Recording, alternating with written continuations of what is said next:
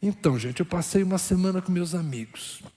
Tem uns crentes, tem uns semi-crentes, tem uns quase crentes. Foi uma semana muito divertida, né? Ao mesmo tempo foi... E eu tirava alguns momentos nessas horas para me esconder um pouquinho e ficar com os meus pensamentos. E é sobre isso que eu quero falar com vocês. O que você pensa quando está com os amigos? O que você pensa quando está sozinho? E o que você pensa quando está com Deus?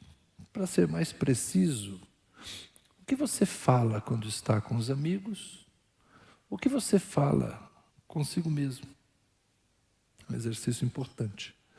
E o que você fala com Deus? A nossa mente não para. E nesses nossos dias atuais, como Augusto Cury diz, dias de pensamento acelerado, alguns médicos... acho que é o Drauzio Varela que fala, né, pessoal? Sei, alguém que fala aí. Que nós estamos vivendo uma geração doente por causa da síndrome do pensamento. Quem? É Augusto Cury mesmo. Obrigado, Léo. Augusto Cury fala síndrome do pensamento acelerado. A nossa mente não para. Quando você fala assim, eu não quero pensar em nada. Puxa vida, mas eu já estou pensando que não quero pensar em nada. Embora digam que os homens têm a caixinha do nada, né? E as mulheres perguntam, o que você está pensando? Você fala nada. E aí elas dizem, como assim nada? Como é que você consegue ficar pensando em nada? Eu não consigo pensar em nada. Você é mulher. Nós somos homens. Nós conseguimos não pensar em nada. Não sei como ensinar esse processo a algum de vocês. Mas então, os nossos pensamentos, eles são fluidos, eles correm como um rio. E a gente não tem exatamente controle sobre o pensamento, exceto depois de tê-los pensado. É como um mau pensamento e uma má ideia. Você primeiro tem, você fala, meu Deus, longe de mim esse pensamento. Então a nossa mente é algo interessante, é um cenário, parece que a ser completado. Por isso que dizem, mente vazia, oficina do diabo. Não é? Então a gente precisa encher a nossa mente de coisas boas. E essa minha semana foi interessante, porque quando eu estou com vocês, eu sou sempre o pastor. Lá também eles me chamam de pastor, de reverendo, e quando eu estou no meio da turma, a conversa muda, de vez em quando, eu já contei para vocês que é assim, eles estão na mesa comendo, eu estou fora, quando eu chego na mesa eu percebo claramente que o assunto mudou, ainda bem que é assim, é sinal que a minha presença sacrossanta inspira alguma reverência no meio deles, né? Então isso é bom, isso para mim é positivo, significa que a gente consegue exercer uma influência, não é? Eles todos conhecem o Evangelho, e nem todos são evangélicos, mas todos conhecem o Evangelho, nem todos são frequentes em igreja, mas todos conhecem de alguma forma Jesus. E é interessante esse nosso ambiente diverso, é muito diferente do ambiente que eu tenho com vocês na igreja. Quando me reúno com vocês, todos nós somos da mesma igreja, temos muita coisa em comum e falamos dos nossos assuntos comuns, mas essa minha semana com eles, que eu faço a cada 3 ou 4 anos, é uma semana interessante. E por que eu me fiz pensar um pouco sobre ela? Não é? Porque nós todos somos homens já mais velhos e descobrimos que dos 12, 8 são idosos, acima dos 60. Mas a 5ª série não termina para os homens, então a gente tem muito essa ambiência de todo mundo é velho, todo mundo é idoso, na hora de carregar o peso fica complicado, mas na hora da brincadeira todo mundo ainda é menino. Então eu vivia essa semana que eu me reservo de vez em quando a vivê-la, não tanto pelo peixe, não tanto pelo rio, mas tanto por essa ambiência, tá? Então é por isso que eu estou falando do que eu vou falar aqui hoje. Mas vocês não estavam lá, então deixa eu falar do que importa para todos vocês.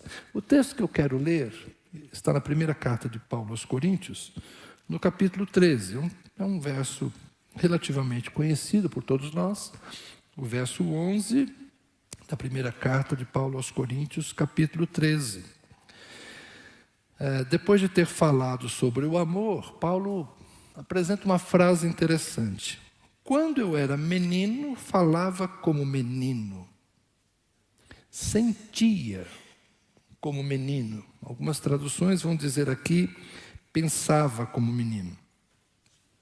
E depois, no texto que temos, pensava como menino. Outras versões vai trazer, raciocinava como menino.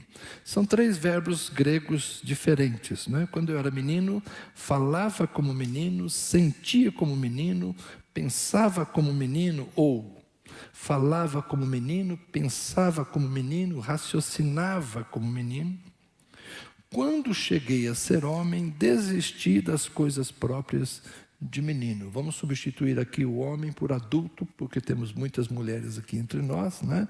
Então, quando cheguei à fase adulta, desisti das coisas de menino, das coisas de menina. Pensemos aqui nesse raciocínio do apóstolo Paulo. Todos nós, de certa forma, trazemos conosco muito da infância. A infância é uma fase gostosa da vida. E se a gente puder prolongar a infância e viver a infância até 12, 13, 14 anos, como seria bom? A gente acha interessante quando encontra um adolescente de 14, 15 anos e o pai fala assim, cara, mas ele ainda é uma criança, ele ainda pensa como criança. Não é muito comum. E de vez em quando o pai ou a mãe vão dizer, olha, meu filho é muito bom, cara, ele já tem uma cabeça de adulto. Então é interessante, como é que os nossos filhos nessa fase de transição nos surpreendem. Ora, porque eles preservam a infância, eles prolongam a infância. Ora, porque eles são precoces e parece que já entendem o mundo dos adultos muito cedo. Mas a infância é uma fase lúdica da vida, é uma fase encantadora da vida. E eu já estou naquela transição, né? Passei dos 61 e a gente começa a ter cada vez mais saudade das reminiscências da infância, e é interessante como a gente consegue ainda se lembrar e se comportar em certos momentos como se fosse menino.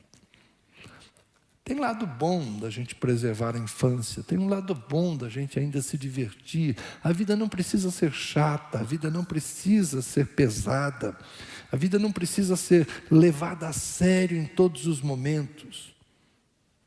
De vez em quando a gente precisa ter a leveza da infância. É como no casamento, né? A gente precisa brincar muito, a gente precisa rir, a gente precisa se divertir. O casal, muitas vezes, perde essa habilidade de rir juntos, porque esse negócio de noite dos namorados, vamos jantar, um jantar romântico, eu dei um furo na Tânia, né? Eu estava pescando no dia dos namorados, mas ela já se vingou. Na ida, ela já me ligou, mandou uma mensagem assim, olha, a Amanda vai para São Paulo, a Amanda é minha filha, e eu vou com ela. Passar 5 dias em São Paulo. Sim, senhora. Você compra a passagem? Eu compro. Quando eu fui olhar a data que elas vão, Dia dos Pais. O troco veio rapidinho. Então, ela nem percebeu, mas ela já caprichou. Então, mas o casal quando está junto, né, no jantar lá dos namorados, só eu e ela e eu. Se não tiver riso, se não tiver brincadeira, vai ser chato, né? Não dá para ser sério o tempo todo. A gente tem que rir, a gente tem que brincar com os nossos filhos, a gente tem que... Filhos adultos, inclusive, eu estou na fase dos filhos adultos, dos netos, então a gente tem que se alegrar. Mas Paulo aqui não está falando disso. Paulo não está falando do manter vivo ainda aquele menino, aquela menina dentro de você. Isso é saudável, isso é bom, por favor. Eu não estou querendo dizer aqui que nós temos que ser sérios e secos o tempo todo. Não é disso que Paulo está falando. Mas Paulo está falando que na vida, a gente não pode ser sempre menino.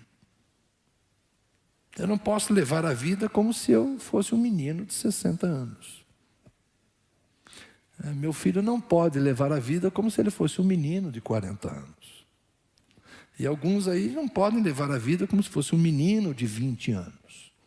Existem as coisas próprias de cada idade, existem os momentos de cada etapa da vida, e a gente precisa aprender a viver a vida ao longo do seu desenvolvimento. Também não há uniformidade nisso. A nossa história, a nossa trajetória, as nossas vivências, as nossas experiências vão fazer com que alguns de nós sejam precoces, vão se adultizar, pode ser falado assim, mais cedo, e outros vão demorar mais para passar por esse processo. As circunstâncias da vida nos modelam de maneira diferente, mas há coisas na vida que não ficam bem no universo dos adultos. Então, quando eu era menino, eu falava como menino, sentia como menino e pensava como menino. A gente precisa ter conversas sérias, de vez em quando. É possível brincar? Sim. Mas quem só brinca não é levado a sério. E aí deixa eu voltar à minha pescaria, né? A gente brincava o tempo todo. Mas de vez em quando sentava a mesa ali, 2 ou 3 perto de mim, chegava, pastor, na sua experiência, aí entrava uma conversa séria. De vez em quando a gente precisa falar sério. Aí você viaja no carro, 6 horas, 7 horas, 3 pessoas no carro. Brincadeira? Sim, mas dali a pouco entra uma conversa séria. Alguém começa a contar a sua história, começa a contar a sua vivência, começa a falar da sua dor, começa a falar do problema que deixou lá em casa para resolver. Aí o carro vira o confessionário, o barco vira o confessionário, a beira do rio vira o confessionário. Então essa alternância de brincadeira e conversa séria na minha rotina é muito grande. E eu creio que na vida de vocês também. Tem hora que a gente precisa falar sério. Tem hora que a gente tem que olhar nos olhos dos nossos filhos e falar sério. Não é falar muito, é falar sério. Eu tenho 2 filhos muito diferentes. A Amanda é totalmente argumentativa. O Rubem é direto. Poucas palavras resolve, né? A Amanda eu preciso convencer com muitos argumentos. E normalmente não consigo. Porque ela tem o mesmo dom que eu de contra-argumentar. E o Rubem é extremamente simples. Basta uma mensagem com 3 palavras, 4 palavras, já está resolvida a questão. É interessante como falar sério é diferente nas circunstâncias umas e outras. É como quando estamos em um culto fúnebre. As pessoas falam, pastor, o senhor quer dar uma palavra? Todos esperam que nesta hora, nós pastores, saibamos o que falar. E há tantas diferenças de circunstâncias. Uma coisa é sepultar um amigo que você conviveu muito tempo. Eu me lembro uma vez que eu fui fazer um sepultamento de alguém que eu mal conhecia e havia cometido suicídio. Como é que você lida? O que você fala nessa hora? Então são os desafios do falar. Falar. A gente não pode falar como menino toda hora. Tem hora que você precisa saber o que está falando. Você tem que pensar no que está falando. Mas para você não falar como menino, você não pode pensar como menino, você não pode sentir como menino. Então, o amadurecimento dos pensamentos e dos sentimentos tem a ver com a forma como você quer levar a vida, como você quer compartilhar a vida, quem você quer ser de verdade. Alguns parece que de fato vão ser uma eterna 5ª série. E fica aquela dúvida, meu Deus, nunca vai ser adulto? Por quê? Porque esse lado adulto nunca aparece nos relacionamentos. E tem outros que é o contrário, né?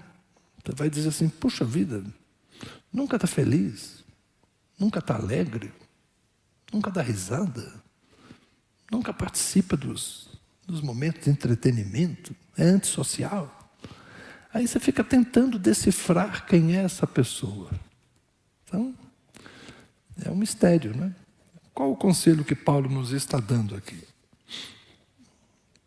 Eu diria que a gente tem que aprender a amadurecer, lembrando que aqui o assunto é o amor. Ele vinha falando sobre o amor, como o amor se manifesta.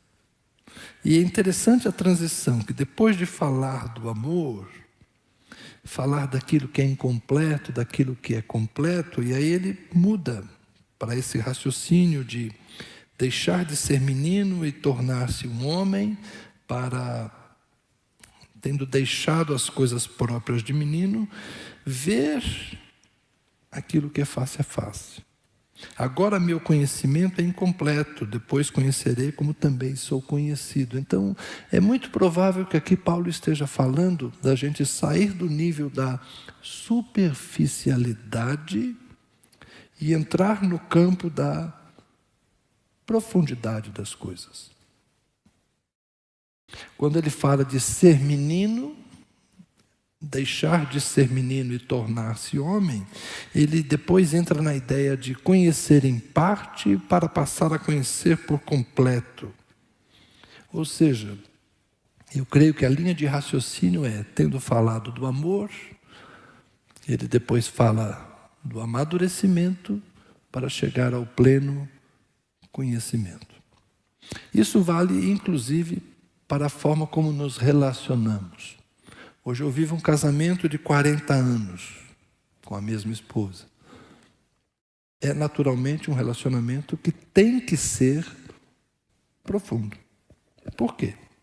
Porque ao longo dos anos a gente vai se conhecendo, a gente vai se aperfeiçoando, a gente vai amadurecendo juntos, e aquilo que a gente antes conhecia em parte, a gente passa a conhecer por inteiro.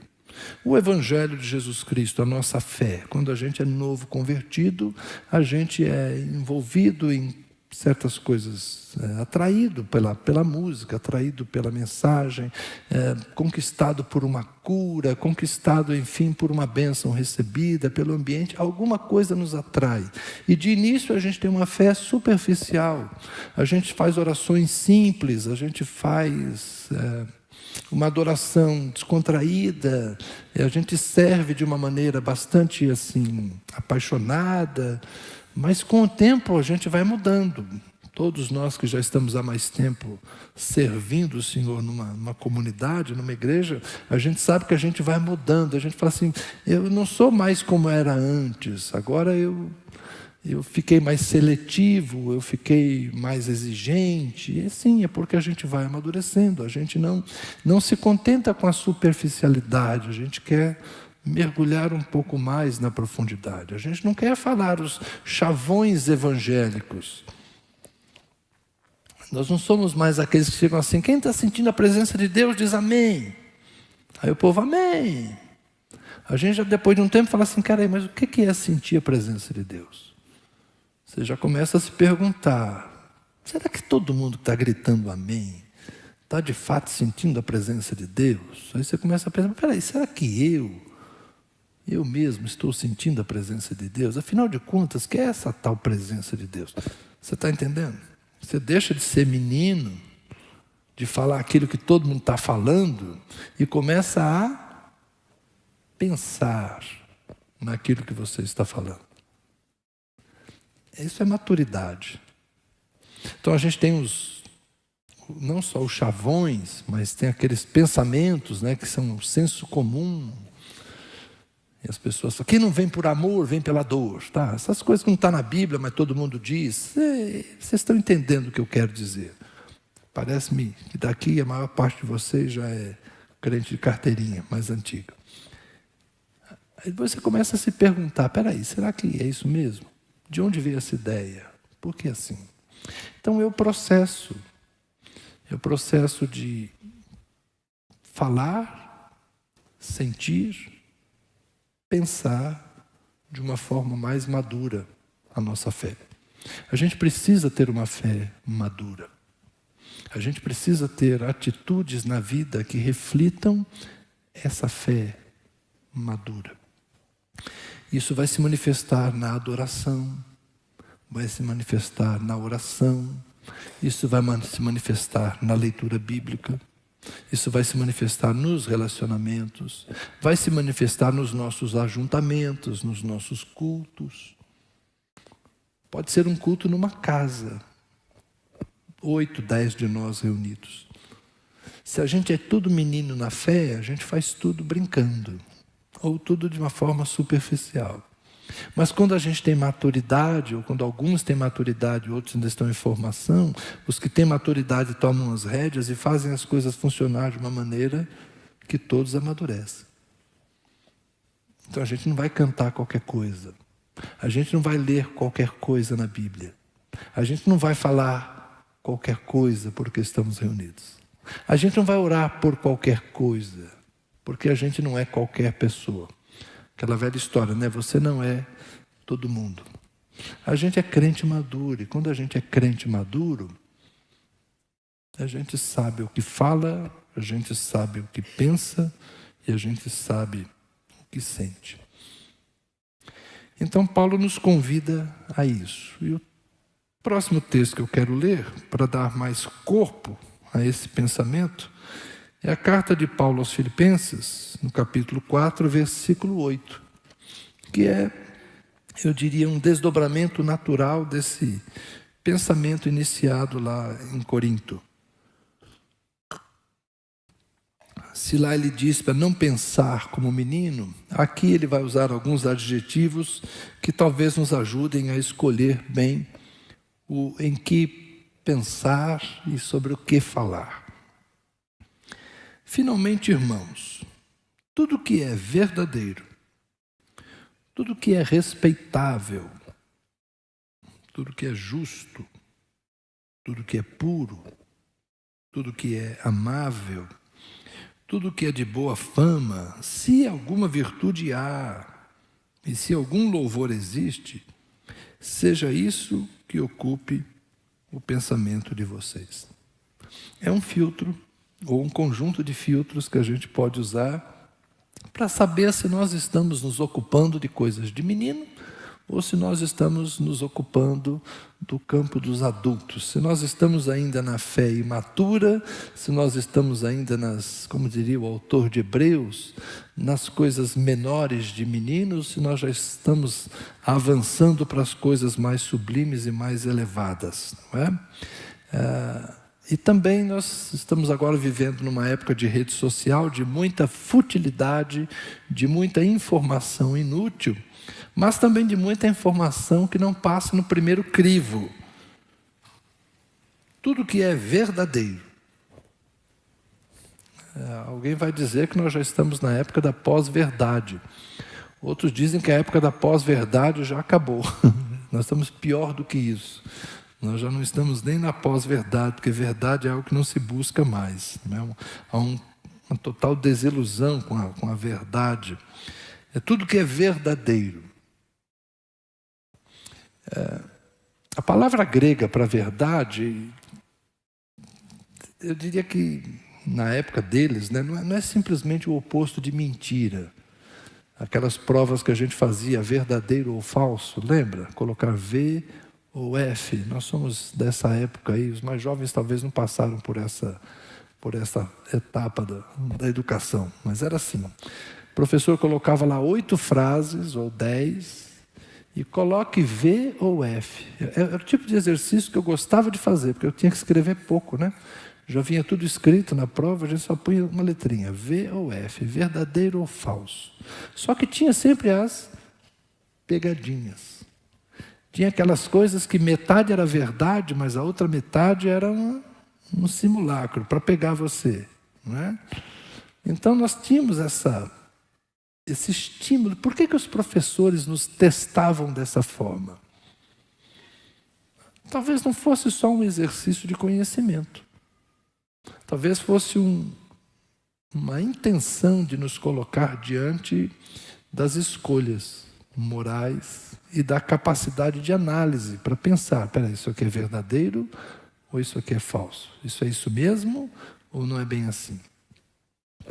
Então, tudo que é verdadeiro deve ocupar o nosso pensamento. E se ocupa o nosso pensamento, sai da nossa boca. A gente tem que ter muito cuidado com aquilo que a gente fala. Porque às vezes o que a gente fala não tem nada a ver com a realidade. Estava conversando lá com 2 amigos, um falou, rapaz, aquela empresa é muito grande, eles têm uma dívida de 700 bilhões. Aí o outro falou, calma. Não, 700 bilhões é muita coisa. Não, é assim. Falei, não, calma. 700 bilhões não dá para Não é milhão, não. Aí, enquanto eles estão lá discutindo se é bilhão, se é milhão, eu peguei o celular, digitei o nome da empresa, falei, não, a falência está aqui, ó, 650 milhões. Tá bom? Está aqui. Ó. Então, enquanto eles estavam discutindo se era milhão, se era bilhão, o Google já me ajudou aqui, né? Mas o VOF, o verdadeiro ou falso, você está falando verdade? Você está passando para frente uma verdade ou você está passando para frente uma mentira? Mas também tudo que é respeitável. Aqui é uma palavra mais complexa para nós. O que significa respeitável nesse contexto, né? Tudo que é justo, tudo que é puro. Então, a gente precisa pensar bem no que a gente anda conversando. Isso edifica, isso faz bem. Isso traz alguma luz para a jornada das pessoas. Isso nos torna pessoas melhores. Pensar e falar de certas coisas vai nos tornar mais respeitáveis, vai nos tornar mais dignos. Lembra que eu disse há pouco que quando eu entrava em certos ambientes a conversa muda? Essa ideia do respeito. Não tem aquela conversa que os irmãos conversam, mas diante do pai e da mãe, não.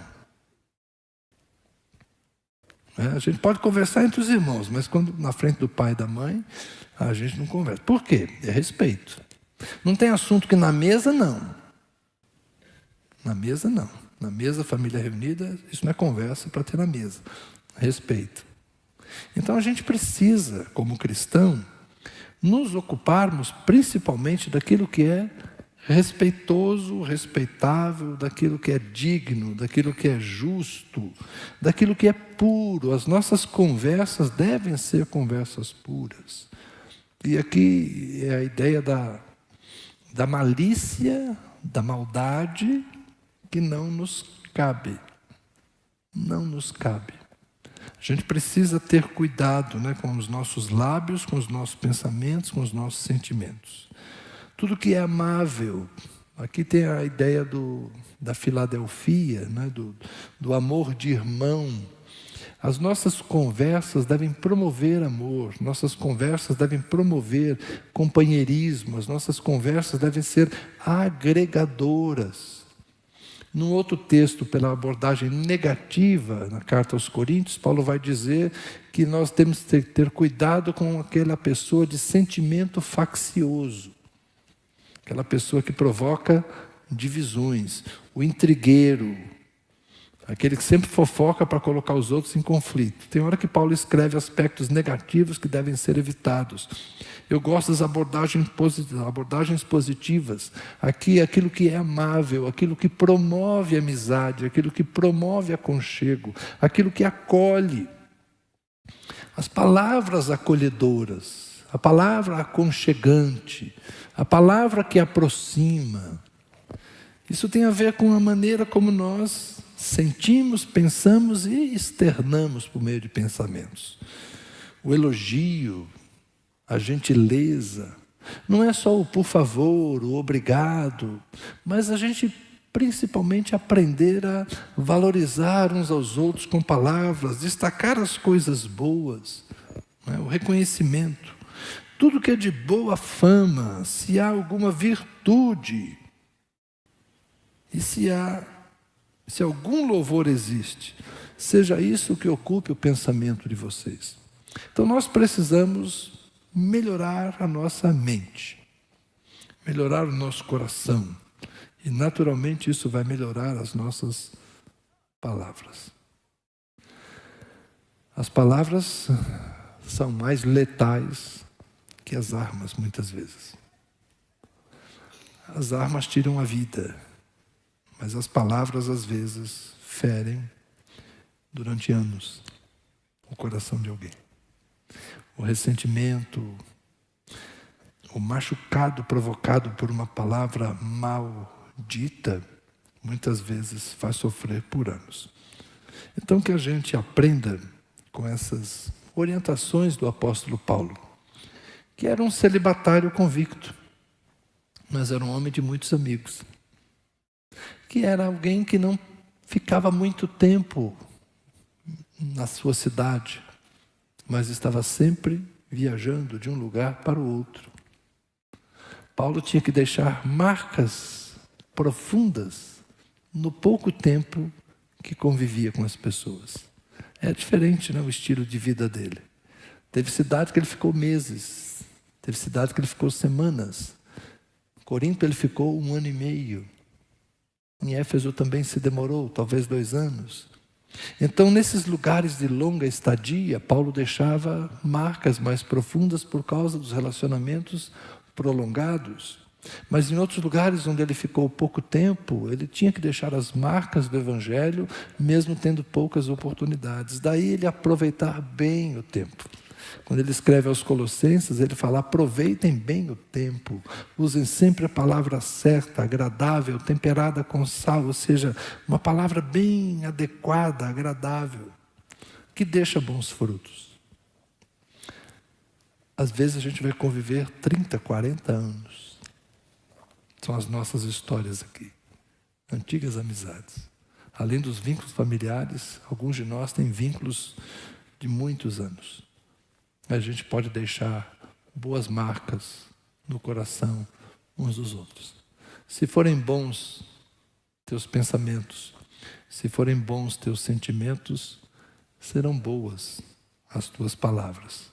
E se você conseguir deixar coisas boas no coração dos outros, certamente você terá colheita da boa semeadura. Sobretudo o que se deve guardar, disse o sábio, guarda o teu coração.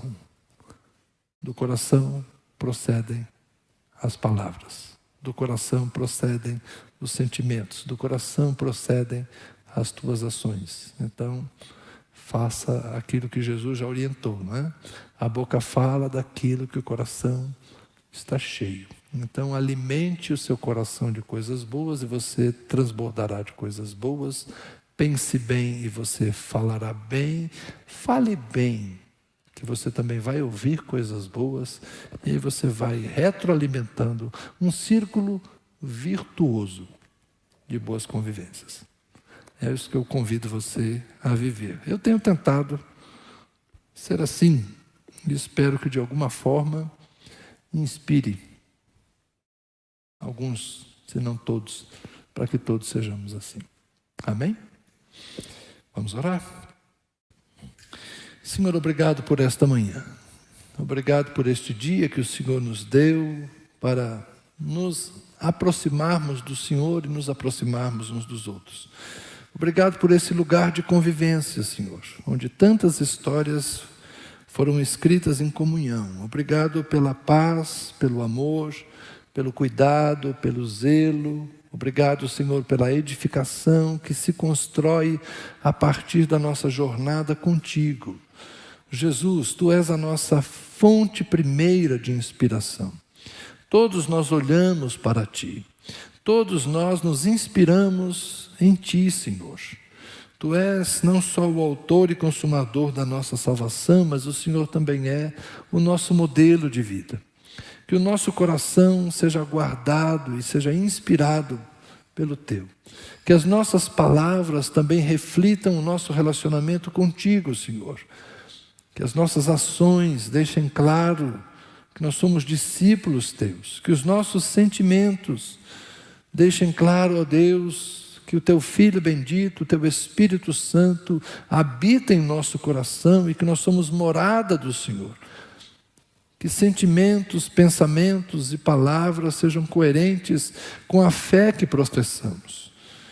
Que nós possamos manifestar, externar o Cristo que habita em nós, por meio de relacionamentos saudáveis, curados, palavras que edificam, sentimentos que aproximam, pensamentos que ajudam a construir uma realidade melhor. Que Cristo de fato habite em nosso coração e que a palavra do Senhor saia de nossos lábios com graça e com unção. É o que oramos, agradecidos por este dia, Senhor. Abençoa-nos. Amém.